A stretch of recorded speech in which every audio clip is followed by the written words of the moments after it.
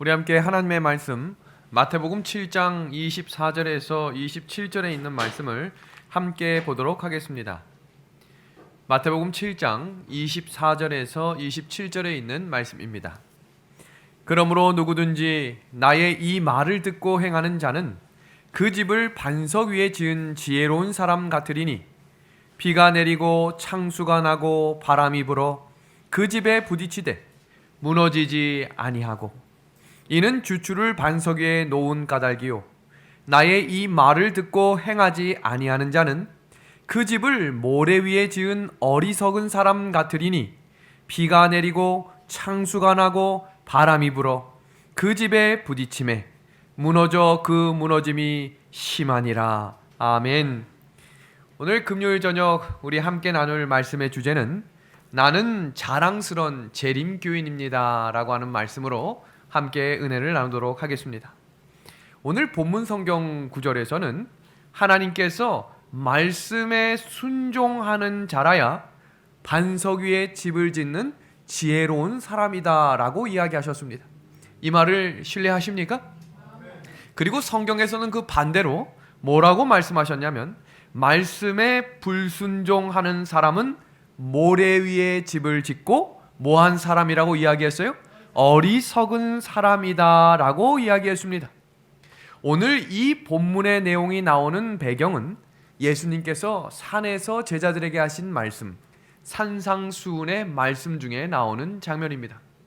그 장면이 마태복음 5장부터 7장까지 이어지면서 마지막 황금률에서 결론이 내려집니다. 뭐라고 말씀하셨죠? 너희가 남에게 대접을 받고자 하는 대로 너희도 남을 대접하라. 그런데 거기서 끝나지 않고 이어지는 구절을 마태복음 7장 13절부터 결론적으로라는 말은 무슨 말이에요? 마태복음 5장부터 7장까지 한 이야기를 다시 한번 요약해서 강조하는 이야기가 나오는데 그 이야기가 바로 예수 그리스도 안에서 마땅히 살아야 할 선택이 있을 것이다. 예수님을 믿음으로 전진하는 백성들의 삶 가운데는 언제나 선택을 하게 될 것인데 너희는 하나님의 말씀을 따라 순종하는 길을 걸어야 한다라고 하며 이야기하신 이야기가 바로 세 가지 비유의 이야기입니다. 그 첫 번째 비유가 바로 반석과 모래 위에 지은 집. 두 번째 비유는 좁은 문과 넓은 문. 그리고 세 번째 비유가 좋은 나무와 나쁜 나무에 대한 이야기입니다. 오늘 이 말씀을 듣고 사람들이 감동을 받았을까요? 안 받았을까요? 성경은 이 예수님의 말씀을 들은 사람들의 마음 가운데 놀라운 감동이 일어났다라고 이야기하고 있습니다. 우리가 예배를 드리고 어느 말씀을 들을 때 마음에 깊은 감동을 받을 때가 있습니다. 그런데 그 말씀에 감동을 받았다고 해서 그것이 반석 위에 집을 짓는 것은 아니라는 것입니다. 그 말씀에 감동을 받고 말씀을 따라 버려야 할 것들을 버리고 취해야 할 것들을 취하며 하나님께서 걸어가라 라고 하는 그 길로 걸어갈 때 그것이 어디 위에 집을 짓는 거라는 거예요? 반석 위에 집을 짓는 것이다 라고 이야기하는 것입니다. 여기에 말씀을 들었던 수많은 사람들이 예수님의 말씀을 듣고 감동을 받았습니다. 이런 생각 안 해보셨어요? 하나님의 아들 예수님께서 시시때때로 병자도 고치시고 죽은 자도 살리시며 하나님께서 옷 입히시는 의의 옷을 사람들에게 입혀주셨습니다. 그런데 성경을 따라 말씀을 따라 걸어갔던 사람들은 많았습니까? 적었습니까? 왜 그랬을까요? 많은 듯 싶었으나 적었습니다. 오병이어와 같이 특별한 기적이 일어났을 때는 수천 명이 예수님밖에 없습니다. 예수님께 내 목숨 드립니다 라고 말하는 것 같지만 예수님이 십자가에 달려 돌아가실 땐 그 길을 따라갔던 사람은 아무도 없었습니다. 아무도 없었어요. 그럼 도대체 어떤 사람이 예수님께서 다시 오시는 그때에 흔들림이 오는 그때에 반석 위에 집을 짓고 흔들리지 않는 사람이 될 수 있을까? 왜 사람들은 예수님이 주시는 오병이어 떡과 물고기를 먹었음에도 불구하고 예수님의 말씀을 그렇게 깊이 있게 감동받으며 들었음에도 불구하고 왜 그들은 모래 위에 집을 짓는 사람이 될 수밖에 없었을까? 우리 황영규 장로님 여기 계시지만 모래 위에 집을 지으면 안 된다는 것 사람들이 몰라서 짓는 걸까요? 아마 그런 사람 없을 거예요.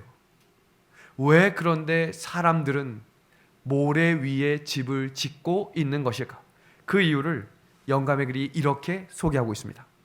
사람들의 마음이 그분의 말씀에 반응을 나타내기는 하였으나, 우리 이어지는 말씀 너무 중요하기 때문에 같이 읽어보겠습니다. 시작. 그 말씀을 그들의 생애의 지침으로 받아들이고자 한 사람은 거의 없었다. 거의 없었다. 거의 없었다는 것입니다. 오늘 세상은 크리스마스라고 이야기합니다. 그래서 제가 오늘 좀 코디를 좀 빨간 넥타이로 한번 해보았습니다. 보이지 않지만 양말은 제가 또 크리스마스 양말을 신고 왔습니다. 크리스마스라고 하면 세상이 뭐라고 이야기합니까? 예수님의 탄생일이다라고 이야기합니다. 우리 재림교회는 그렇게 믿고 있진 않지만 예수님이 이 땅에 오신 것은 분명한 사실이기 때문에 기쁘다 구주 오셨네라고 하는 찬양을 부를 만한 날이긴 합니다. 어느 날 한 교수가 미국에서 강의실에서 40여 명의 대학생들에게 크리스마스 하면 떠오르는 이미지를 써서 내라고 이야기했습니다. 1위가 뭐였을까요? 1위가 선물이었습니다. 아, 감사합니다. 2위가 뭐였을까요? 2위 크리스마스 트리였습니다. 3위가 뭐였을까요? 3위 산타 할아버지. 어떻게 하셨어요? 정답을 다 알고 계시네. 산타 할아버지와 루돌프였습니다. 4위가 뭐였을까요? 4위 캐럴이었습니다. 캐럴. 윤예섭이 정답이었어요. 자, 5위 뭘까요? 5위 파티였습니다. 그런데 기타에도 예수님은 없었어요. 뭔가 이상하지 않습니까? 분명히 이 날을 무슨 날로? 예수님이 탄생하셨다라고 캐롤도 부르고 파티도 하고 선물도 주고받는데 누구를 생각하는 건 없어요? 예수님을 생각하는 것은 없는 것입니다. 오늘 이 말씀 속에 우리가 깨달아야 할 중요한 사실이 있습니다. 온 세상으로 크리스마스를 즐기게 하지만 예수님이 아니라 다른 것에 관심을 두게 만드는 것은 사탄의 정신이라는 것입니다. 이제 아시겠습니까? 이 날이 태양신의 탄생일과 연결되어 태어난 날이 크리스마스예요. 그리고 이 날을 사람들이 축제처럼 즐기는 듯 싶지만 오늘 캐럴 들어보신 분 있습니까? 오늘 길거리 가면서 막 화려한 불빛 보신 분 있습니까? 오늘 신문지면 어디를 봐도 사람들이 크리스마스를 즐기고 있다는 것을 확인할 길이 없었습니다. 이제는 사탄 마귀가 크리스마스의 의미조차도 잊어버리게 할 뿐만 아니라 예수님이 어떤 분인지도 잊어버리게 만들기 위해 이 연말에 교회까지 못 가게 만든 것이 사단의 방법이었습니다. 그 시대에 예수님이 처음 탄생하실 것을 알았던 수많은 예언을 공부했던 사람들 중에 예수님을 기다렸던 사람은 정작 아무도 없었습니다. 이제 아시겠습니까? 예수님이 오신다는 말씀을 성경을 줄줄줄줄 외웠던 바리새인들이나 성경을 잘 알고 있었던 서기관들이나 유대인들 중에 예수님을 진짜 기다렸던 사람은 없었어요. 오늘 영감의 글을 보면 우리는 놀랄 수밖에 없습니다. 한번 보겠습니다. 베들레헴 언덕 위에 셀 수 없이 많은 천사의 무리가 모였다. 정말 많은 천사들이 아기 예수가 탄생했음을 알리기 위해 모였습니다. 그런데 전할 사람이 없었다는 거예요. 충격 아닙니까? 이 땅에 예수님이 처음 오신다는 사실을 알고 있었던 사람 중에 정말로 예수님을 기다렸던 사람이 없었던 거예요. 근데 그때 베들레헴의 목동, 양을 치는 사람들이 예수님을 기다리고 있다는 소식이 천사들에게 전해지자 이 천사들이 몰려갔습니다. 그리고 전했겠죠? 아기 예수가 태어났다. 온 우주에 관심이 집중된 아기가 탄생하던 밤에 세상은 그저 깊은 잠에 빠져 있었습니다. 마치 지금처럼 말입니다. 베들레헴 들판에서 양을 치는 목자들밖에 없었습니다. 베들레헴의 들판에 그들은 밤이 깊도록 약속된 구주에 대해서 이야기하며 다윗의 보좌에서 즉위하실 왕이 오기를 기도하고 있었던 유일한 사람이라고 이야기하고 있습니다. 그런 목자들을 발견한 천사가 기쁜 소식을 전했습니다. 그 이야기가 누가복음 2장 10절에서 12절의 말씀입니다. 천사가 이르되 무서워하지 말라.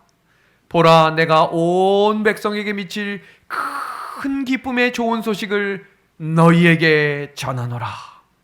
누구에게 전한다고요? 너희에게. 명확하게 지칭했습니다. 너희밖에 기다리는 사람이 없다는 것입니다. 오늘 다윗의 동네에 너희를 위하여 구주가 나셨으니 곧 그리스도 주시니라. 여기서 이야기하는 너희는 누굽니까? 너희는 베들레헴의 목자들이었습니다.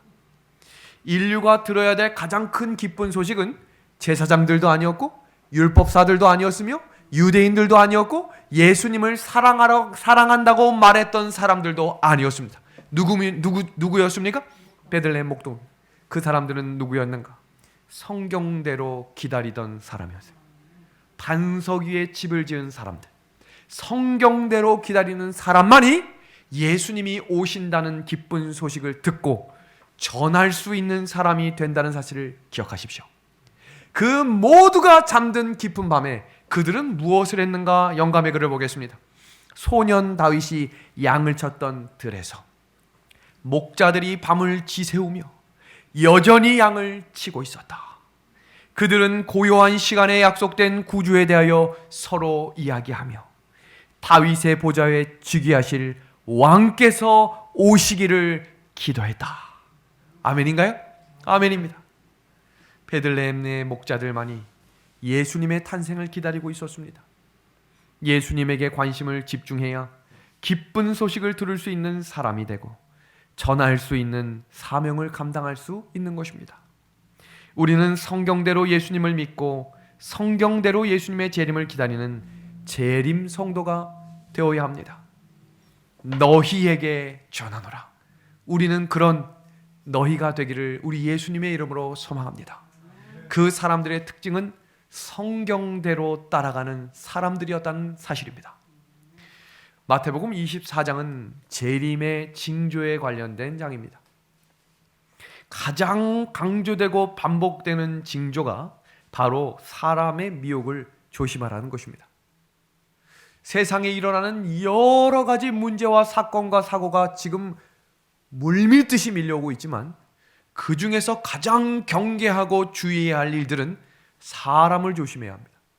그래서 성경에서는 너희는 스스로 조심해야 한다라고 말씀하고 있는 것입니다. 사람을 믿지 마십시오.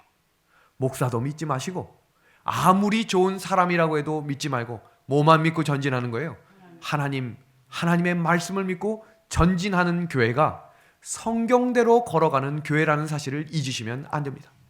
성경 마태복음 24장에 끊임없이 반복하고 있는 구절은 바로 사람의 미혹을 조심하라고 이야기했습니다.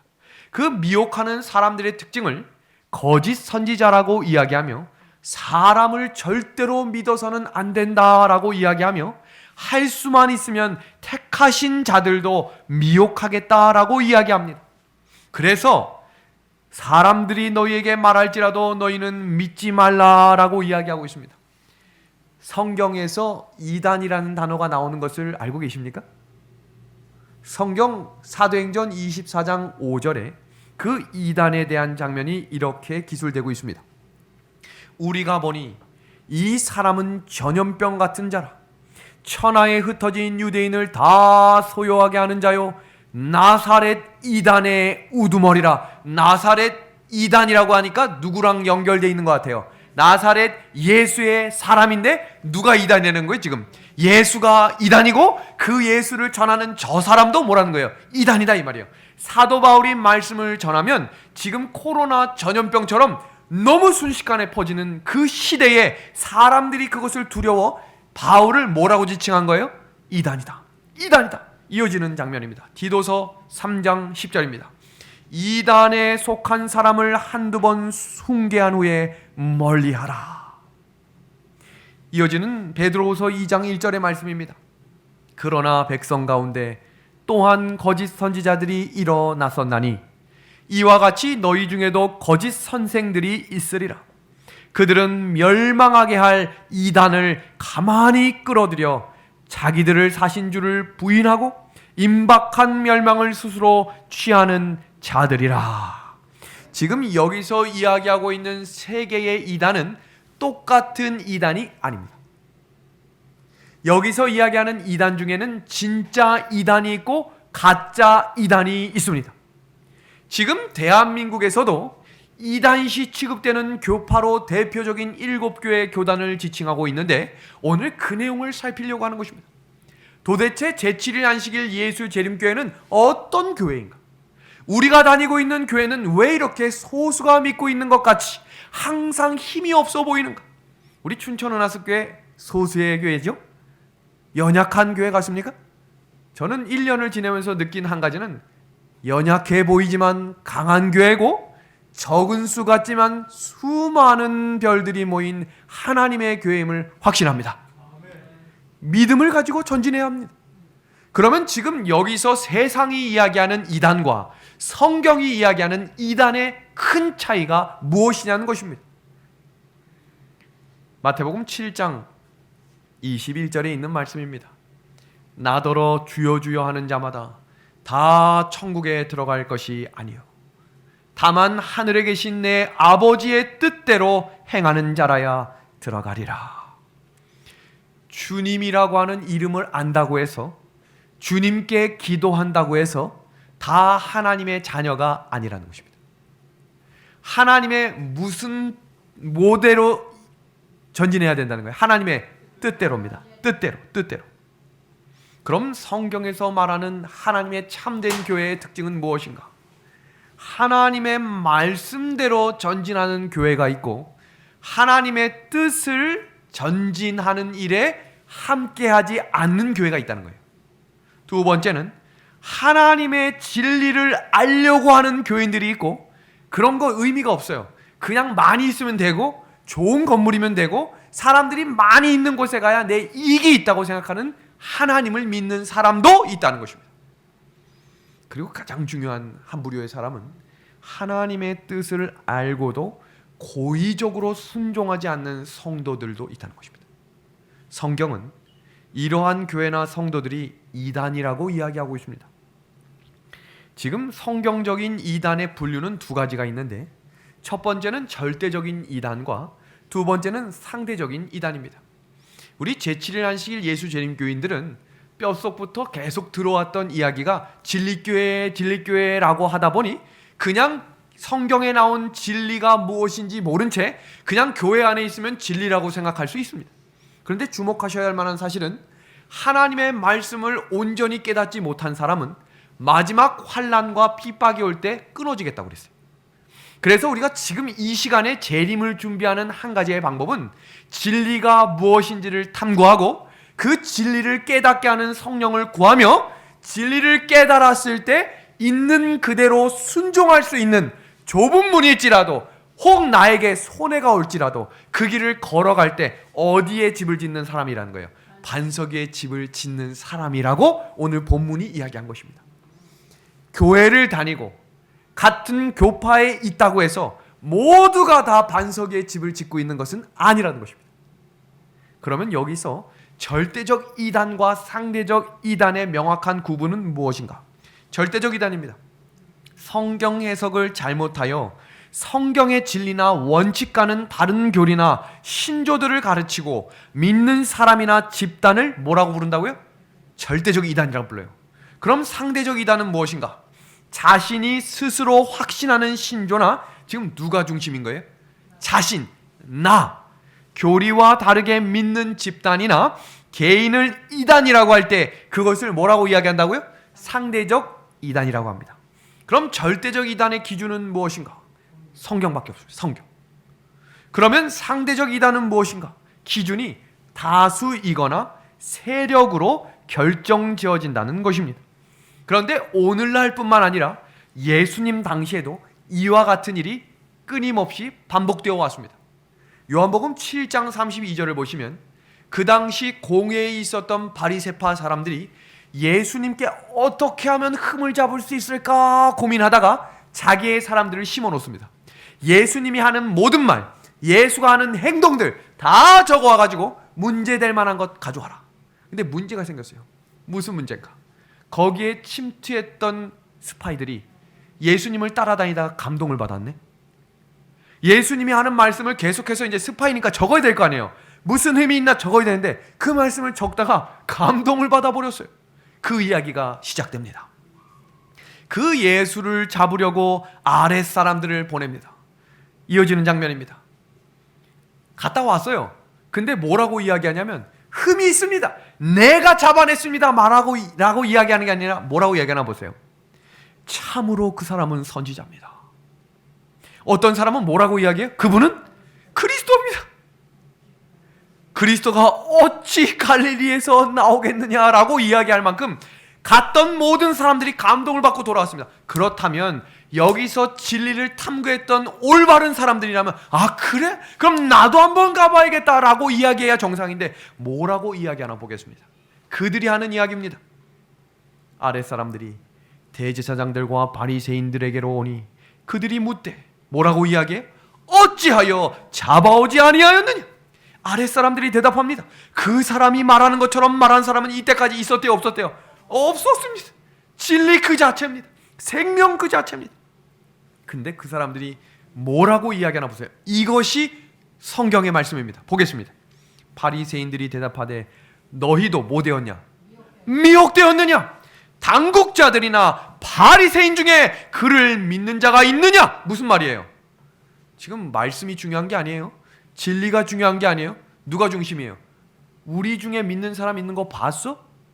지금 우리가 중심인 이 나라에서, 우리가 중심인 이 교파에서, 우리가 중심인 이 땅에서 누가 진리가, 누가 생명이고 누가 길이라고 이야기하고 있느냐? 맞다는 거예요? 틀리다는 거예요? 틀렸다 이 말입니다. 누가 중심이에요? 내가 중심인 사람들입니다. 이어지는 장면입니다. 우리 율법은 사람의 말을 듣고 그 행한 것을 알기 전에 심판하느냐? 이 말씀은 지금 한국 교단 내에 일어나고 있는 장면을 그대로 여실히 보여주고 있는 장면입니다. 진리가 무엇인지를 찾아가는 성도들이 교회의 목사나 교회의 지도자들에게 질문하면 뭐라고 이야기하는 줄 아세요? 그냥 믿으라는 것입니다. 궁금해하거나 그것을 계속 보지 말라는 거예요. 그냥 믿으라고 가르칩니다. 그런데 진리를 간절한 마음으로 찾아가는 사람들은 성령께서 그 간절한 마음을 아시고 반드시 진리를 깨닫게 해주심에 감사를 드립니다. 우리는 교회를 다닐 때 진리가 무엇인지 확신을 가지고 전진하셔야 누군가에게 걸어가는 발걸음이 전도가 될 것입니다. 우리가 이 진리의 말씀을 소망을 가지고 품고 걸어가야 누군가에게 바른 길을 제시해 줄 수 있는 살아있는 하나님의 증인이 된다는 사실을 이 저녁 꼭 하나님의 말씀을 통해 깨닫게 되기를 우리 예수님의 이름으로 간절히 소망합니다. 요한복음 7장에 기록된 대화를 통해서 나타난 몇 가지 사실들은 첫 번째, 예수님에 대한 판단이 달랐습니다. 그 안에 있는 사람들조차도 달랐습니다. 두 번째, 객관적인 사실에 관계없이 단국자들이 자신들의 의견을 무조건 옳은 것으로 간주합니다. 이것이 마지막 환란 일요일 법령과 깊은 연관이 있어요. 사람들이 궁금해서 물으면 뭐라고 이야기할 것인가? 그냥 따르라는 것입니다. 좋은 게 좋은 것이고 많은 사람들이 평화롭게 할 수 있는 법이라면 성경과 뭐 할지라도 다를지라도 따라가야 한다라고 이야기할 것이라는 것입니다. 세 번째입니다. 바리새인들은 객관적 기준 없이 사람의 말이나 소문만을 듣고 스스로 만든 주관적 기준으로 예수를 판단하였습니다. 무슨 논리입니까? 상대적인 논리입니다. 네 번째입니다. 당사자의 말을 들어보지 않고 마음대로 판단하고 결정하여 이단을 만들었습니다. 중세 암흑 시대에도 그 천여년 시간 동안 중세 시대의 이단을 분별할 때도 반드시 그 사람들을 데려다가 성경적으로 논리를 의논하고 논증을 펼 수 있는 기회를 주었습니다. 우리 재림교회도 교단 안에 문제가 있는 사람을 반드시 한 번에 쳐내는 경우는 없어요. 예전 데스몬드 포드나 성경적인 많은 켈록이나 성경적인 진리에 바로 섰던 사람들이 진리의 오류의 말씀을 전하기 시작할 때 대총회나 조직의 수장들은 반드시 그들에게 1년 이상의 시간 동안 그 말씀을 연구할 수 있는 기회를 주었고, 그 말씀을 놓고 서로 논증하며 진리의 길이 무엇인지를 찾고자 서로 애쓰고 노력했습니다. 그런데 한국 교회는 전혀 그런 게 없었어요. 자기 기준에 맞지 않거나 자기와 다르면 순간적으로 이단이라고 판명하는 것을 주저없이 하는 유일한 세계의 나라 중에 한 나라가 대한민국입니다. 우리 제7회 안식일 예수재림교회가 1995년을 기점으로 장로교 통합에서 이단이라고 발표해버렸어요. 그래서 재림교회가 그것을 논리적으로 펴려고 하자 듣고자 하지 않았습니다. 그냥 이단이다라고 이야기했지만 2005년도에 또 다른 사건이 일어났습니다. 오늘 그 장면을 오늘 자세하게 좀 소개하려고 합니다. 기독교의 변질과 변천의 역사를 좀 같이 공부해야 합니다. 기독교가 처음에 하나님을 믿는 종교는 창조 때부터 하나님을 믿었던 아담과 하와로부터 시작됐지만 집단적으로, 그룹으로, 공동체로 하나님을 믿었던 시대는 출애굽을 하면서부터 광야에 세워진 교회, 이스라엘 백성들을 통해 하나님을 만나는 교회로 시작되옵니다. 여기서 중요한 사실은 이 전까지는 하나님이 아브라함이나 요셉이나 모세와 같이 개인적으로 사람과 사람을 만나셨지만 이스라엘은 유일하게 민족이 공동체로서 하나님을 대면하며 하나님의 음성을 들었던 유일한 국가입니다. 그렇다면 이 나라가 하나님의 말씀을 가지고 구름기둥과 불기둥으로 40여 년의 광야를 지나며 온전한 교회가 되는 듯 싶었지만 가나안에 들어가자마자 문제가 됐던 한 가지가 있습니다. 우리 춘천은하수교회도 주의하고 항상 넘어질까 조심하셔야 될 한 가지는 형식화입니다. 형식화. 왜요? 예배를 드려도 감동이 없고 하나님의 일을 할 때도 형식적으로 하는 것을 멀리 하셔야 합니다. 이스라엘 백성들이 하나님의 은혜가 사라지자 모든 예배가 형식으로 바뀌어버렸습니다. 그렇게 탄생한 사람들의 이름이 유대교입니다. 유대교. 그러나 하나님은 그 가운데에서도 약속의 말씀을 따라 어디에 오셨습니까? 이 땅에 태어나셨습니다. 그것이 기쁘다 구주 오셨네라고 하는 참입니다. 그리고 약속의 말씀을 따라 어디에 달려 돌아가셨죠? 십자가에 달려 돌아가시고 그 십자가의 피로 사신 교회, 누구를 통해 시작하셨습니까? 제자들을 통해 피로 사신 교회가 성령 역사의 충만함을 경험함으로 세워진 교회를 우린 뭐라고 부르는 거예요? 초기 교회라고 부릅니다. 그럼 여기서 주목하셔야 할 사실은 지금 예수님이 교회를 세우실 때 그 당시 교회가 없었습니까? 아니에요. 교회가 있었습니다. 그 교회를 유대교회라고 불렀던 것입니다. 그 유대인들 중에 예수님의 말씀을 몰랐던 사람은 아무도 없었지만 유일하게 기다렸던 사람은 누구밖에 없다고요? 베들레헴의 목자들밖에 없었어요. 그리고 예수님이 12명의 제자들과 함께 온전히 예수님이 하신 사역은 하나입니다. 하나. 뭡니까? 제자 훈련이었어요. 제자 훈련. 우리 춘천은하수교회가 부흥하는 모습 보고 싶으시죠? 교회를 건축하고 여전히 이 숫자 그대로 3년여 시간 동안 지나면 사람들이 몰려오거나 온다고 착각하시면 안 돼요. 교회가 살아나기 위해서는 성경대로 예수님이 하셨던 제자의 양육과 훈련이 세워지고 각각의 지도자들이 세워지면 하나님이 믿음의 분량만큼 사람을 보내주시는 것입니다. 그 일들을 경험합시다. 이제 오늘은 2020년 금요일 예배 중에 마지막 예배예요. 이것이 뭐 큰 의미가 있는 것은 아니지만 이제 유종의 미를 정리하고 이제 새해를 준비하는 시간이 왔다는 것입니다. 그러면 우리가 이제 건축을 마무리하는 일과 동시에 이제 미래의 비전과 꿈을 갖는 교회가 되어야 합니다. 그 꿈이 어디에 부합한 꿈이 돼야 돼요? 하나님의 꿈에 부합한 은혜가 돼야 하나님이 주시는 넘치는 은혜를 경험하는 교회가 될 줄로 믿습니다. 그럼 여기서 중요한 사실은 유대교가 지배하는 사회에서 예수와 제자들이 뭐 됐다는 거예요?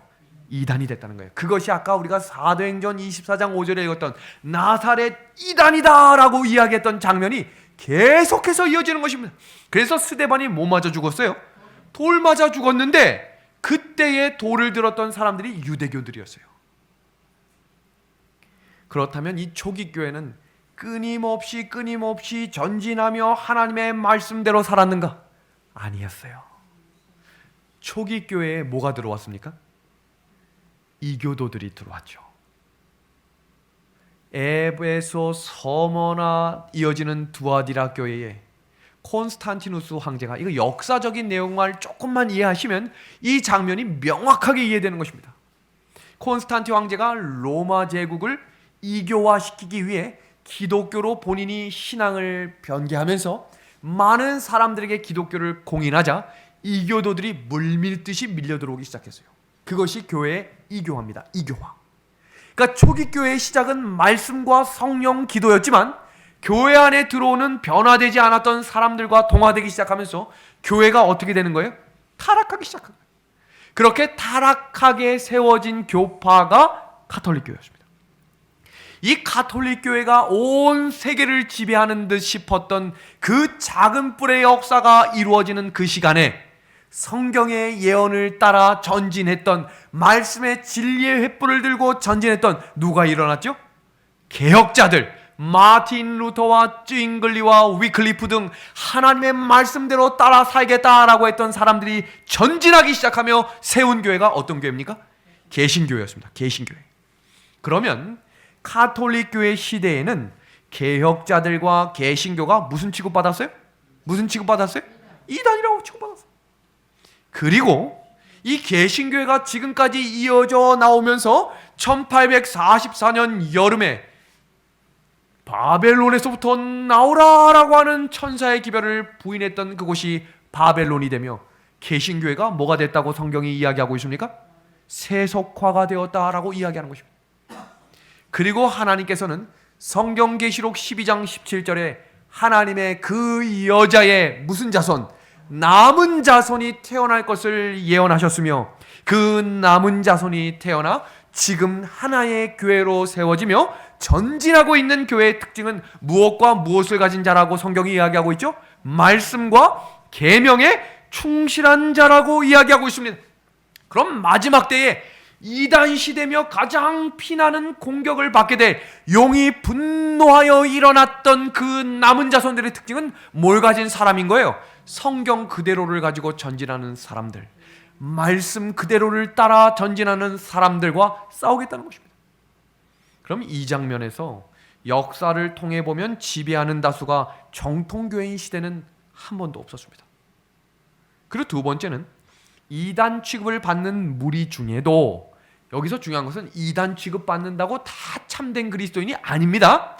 이단을 취급받는 사람들 중엔 진짜 이단도 있었고 그 중에 참된 그리스도인이 있었다는 사실입니다. 그리고 지배하는 다수가 이단인 경우가 더 많았고 대체적으로 이단이 있었다는 것입니다. 성경이 전 세계에 몇 개의 언어로 편찬되어 있다고 생각하세요? 뭐 영어하고 한국어만 성경으로 되어 있을까요? 각 나라마다 정말로 많은 성경이, 수백 권 이상의 성경이 번역이 되어 있습니다. 그럼 나라마다 성경의 내용이 틀릴까요? 막 저기 아프리카 요한복음 3장 16절은 하나님의 계명을 지키라 이렇게 되어 있나요? 아니에요. 성경은 영국이나 스페인이나 미국이나 한국이나 일본이나 중국이나 다 똑같습니다. 그러면 중요한 사실은 한국에서 성경적이지 않다라고 이단시되면 미국에서도 뭐가 돼야 되는 거예요? 이단이 돼야 되고, 저기 아프리카에서 이단이 되면 한국에서도 뭐가 돼야 정상이에요? 이단이 돼야 정상인데 그렇지가 않다는 것입니다. 그럼 우리가 주목할 만한 사실은 도대체 그 기준을 세운 사람이 누구냐는 겁니다.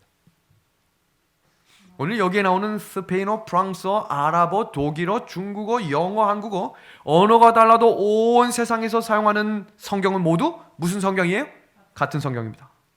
그래서 이런 생각을 가졌던 몇 학자들, 박사들이 모여서 세계적인 유명한 기독교 출판사 존 델반이라고 하는 이 출판사를 통해서 세계의 종교에 대한 역사를 한 책으로 모아놓은 책이 바로 지금 보시는 이 책입니다. 이 책의 내용을 살펴보면 각 나라별로 종파에 대한, 교파에 대한 내용을 정리하고 있는데, 지금 보시는 이 책 한 페이지는 헝가리에 대한 책의 내용입니다. 지금 보시는 이 빨간색 박스 안에 있는 교단의 명칭은 정통 기독교 목록입니다. 세계의 많은 유수한 나라들은 이단이라는 단어를 사용하지 않습니다. 그리고 무슨 단어를 쓰고 있냐면 유사 기독교 목록이라고 정리하고 있어요.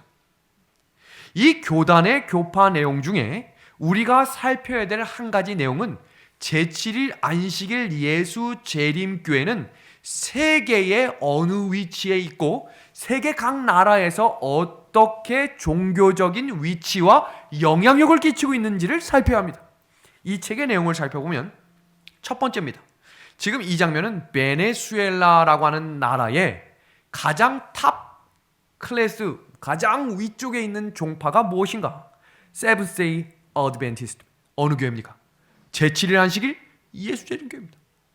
가장 많은 교단, 가장 많은 교회, 가장 많은 교인 수를 가지고 있는 교파가 제7일 안식일 예수재림교회입니다.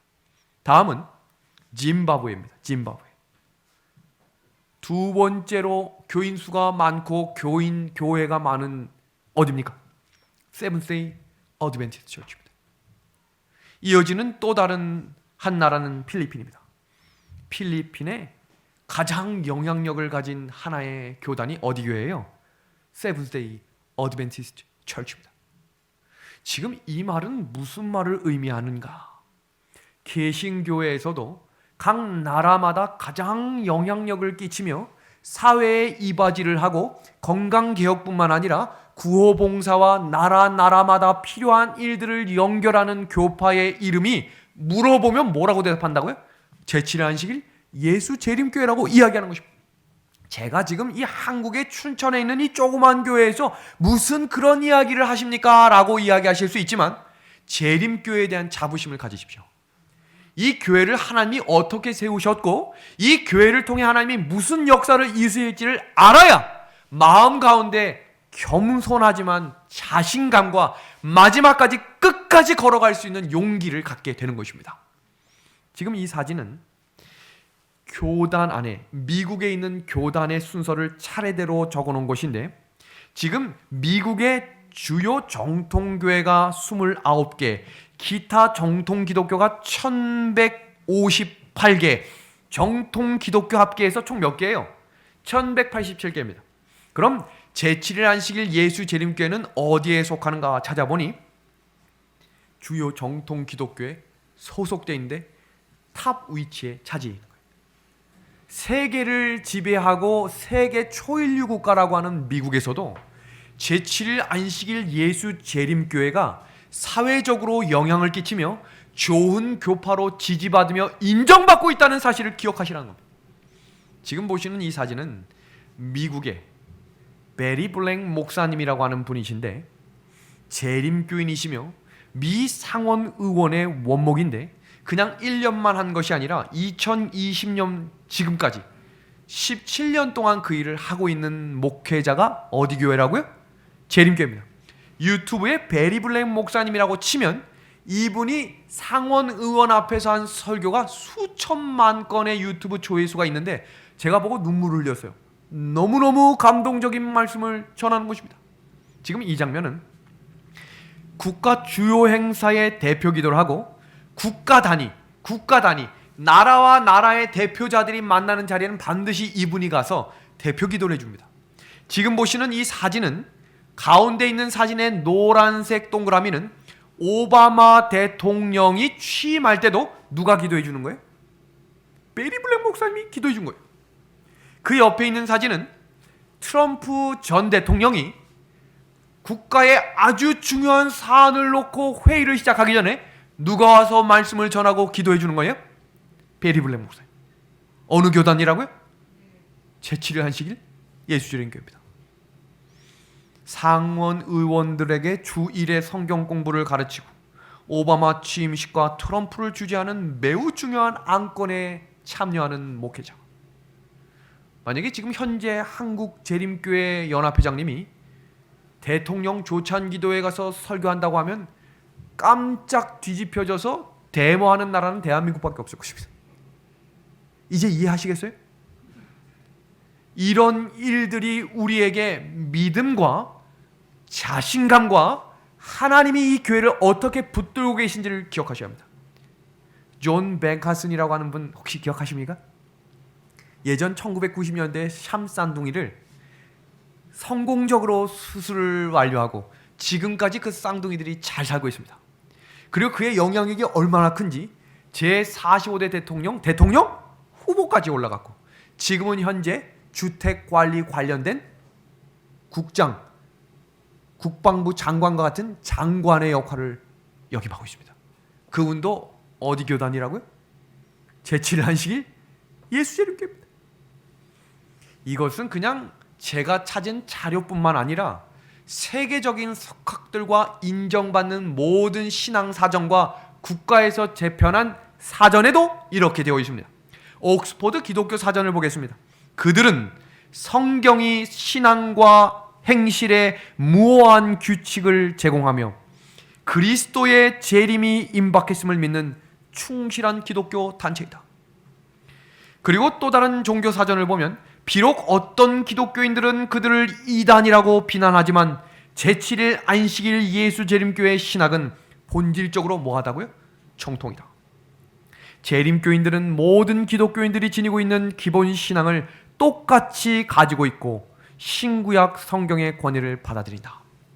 2005년에 무슨 일이 있었냐면 장로 통합에서 다시 이단시를 했던 교단 중에 재평가 논증 자리가 있었습니다.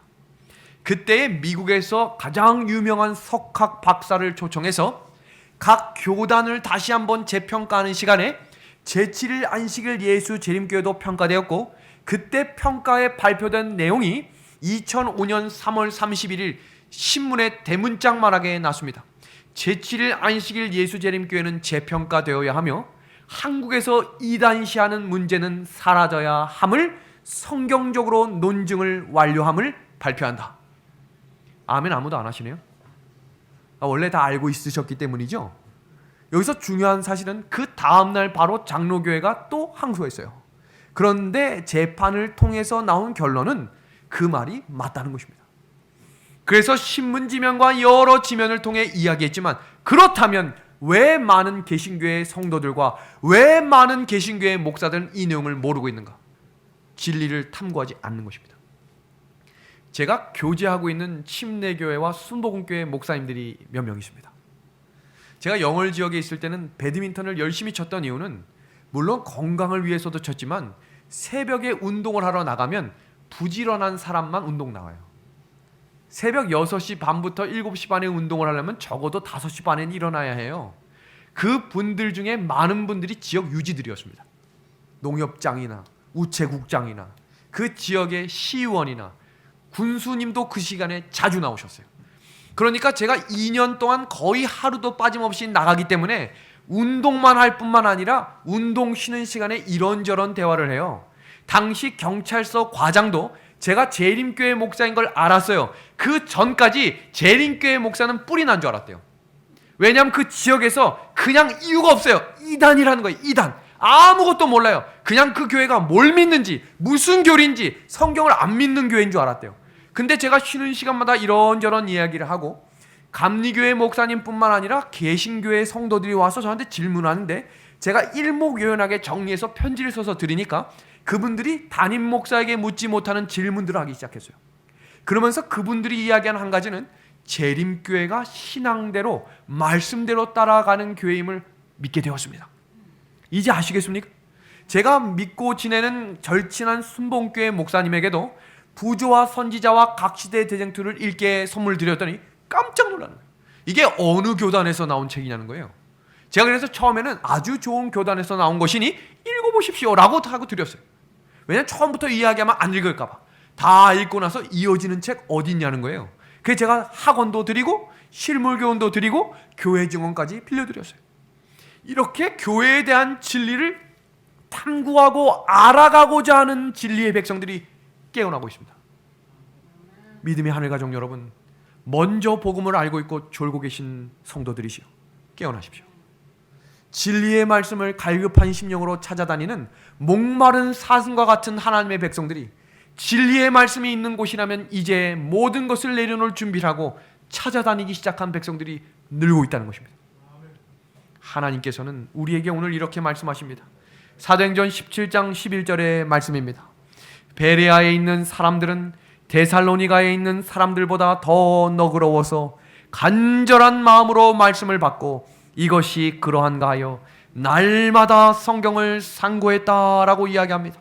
상고했다라는 이 말은 면밀히 조사하고 심사하며 연구했다라는 말을 의미하는 것입니다. 그리고 이 상고라고 하는 단어에 포함된 단어는 마침내 발견한 진리를 순종한다는 것입니다. 이것이 어디에 집을 짓는 자라고요? 반석 위에 집을 짓는 사람들의 특징이라는 것입니다. 제가 한번 설명드렸죠. 재림교회는 책을 읽는 백성들입니다. 책을 읽으십시오. 책을 읽지 않으면 머리에 들은 것은 많은 것 같지만 아는 것이 없는 백성이 될 것입니다. 분명히 들은 기억은 나고 아는 것 같긴 한데 설명하려고 할 땐 모른다. 그것은 이렇게 생각하시면 돼요. 아, 내가 책을 읽지 않는 사람이구나. 재림교회는 교회 지남은 읽는 백성이며 시조를 읽는 백성이며 사경의 교재를 읽는 백성이며 가장 중요한 성경을 읽는 백성입니다. 우리 은하숙교회가 복받는 교회 중에 하나가 되는 이유는 제가 알기로는 우리 은하숙 교인들은 각 가정에서 성경을 읽고 있음에 감사를 드립니다. 아멘 해주셔서 감사합니다. 제가 실제로 그렇게 믿고 알고 있어요. 그 교회는 하나님이 복을 넘치도록 부어 주실 것입니다. 믿음의 하늘 가족 여러분, 하나님께서 좁은 길을 걸어가는 이 길을 걸어가는 성도들에게 믿음으로 살아간다라고 했던 사람들의 이름을 제가 한번 명시해 보겠습니다.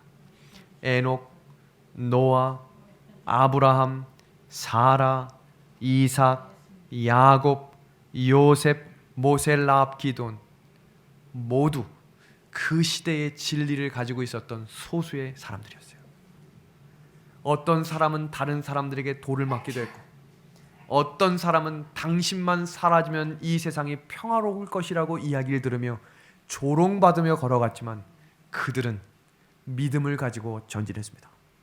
지금 보시는 이 그림도 마지막 때에 우리가 경험해야 할 사진입니다. 모두가 신상에게 절하게 될 때 다니엘 세 친구는 절하지 않았습니다. 다수라는 힘에 휩쓸리지 않는 것이 바른 믿음입니다. 그리고 진리의 편에 선택함으로 오는 환난과 시험의 두려움이 없이 맞서는 믿음임을 기억하는 이 시간 되기를 우리 예수님의 이름으로 간절히 소망합니다.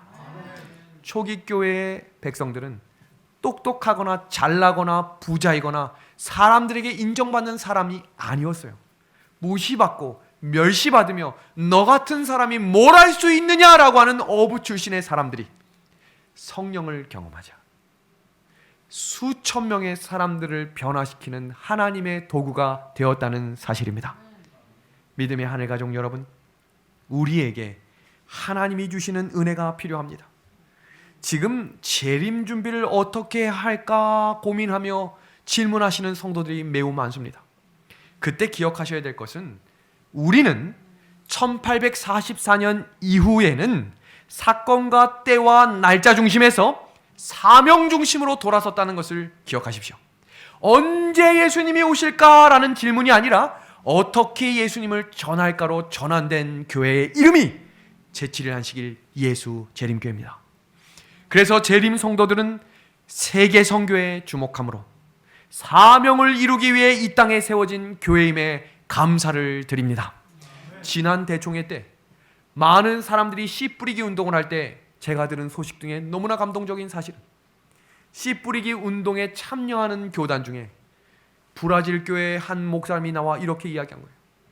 씨 뿌리기 전도회에 책자를 전할 사람들을 모집합니다 라고 선포하자 사람들이 줄지어서 몇천 권, 몇백 권 하겠습니다 라고 이야기하는데 브라질 교회는 1700만 권을 헌신하겠습니다 라고 이야기합니다.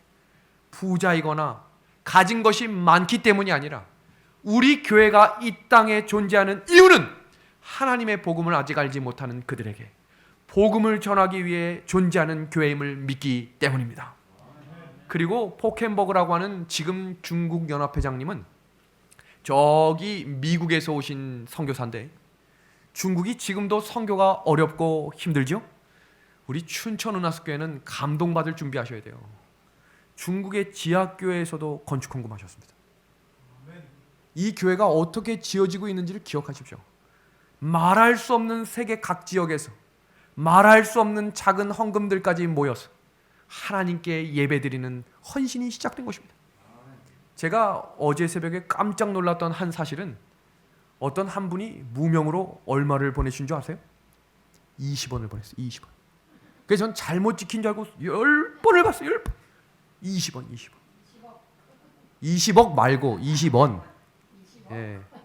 하나님께서 저한테 어떻게 편지를 하셨냐면 하나님께는 이 돈도 귀하게 사용될 것을 믿습니다. 아멘입니다. 헌신의 자리는 많고 적음이 아니라 제가 우리 은하수교회를 진심으로 사랑하고 더 열심으로 섬기고자 하는 결심이 세워지는 이유는 이 자리를 떠나지 않고 끝까지 지켜주시는 우리 주님의 피로 사신 성도들 때문입니다. 이 교회는 그런 교회예요. 그래서 우리가 정말로 자랑스러운 재림 성도의 그 자부심과 겸손함을 가지고 제7일 안식일 예수 재림교회에 다닌다고 하는 이 사실 하나만으로도 하나님께 감사할 수 있는 연말과 이 귀한 안식일을 예비하는 저녁이 되기를 우리 예수님의 이름으로 간절히 소망합니다. 성도 여러분, 이 세대가 지나가기 전에 이 일이 다 일어나겠다고 하는 마라나타, 다시 예수님 오신다고 하는 재림기별을 가지고 전진합시다. 그리고 이 시간에 정신을 차리고 기도하라고 하신 하나님의 말씀을 기억함으로 깨어있으라, 깨어있으라, 그 말씀을 마음에 새김으로 우리 예수님께 우리의 시선과 마음을 집중하는 어렵고 마스크 때문에 답답한 현실이지만 삶이 막막하고 어려운 시정이지만 너희는 먼저 그의 나라와 그의 의를 구하라고 명령하셨던 하나님께 모든 염려를 맡기심으로 이 안식일 주님께 온전한 예배와 감사의 영광을 돌릴 수 있는 복된 안식일이 되길 바라며 오늘 저녁 말씀을 마치도록 하겠습니다.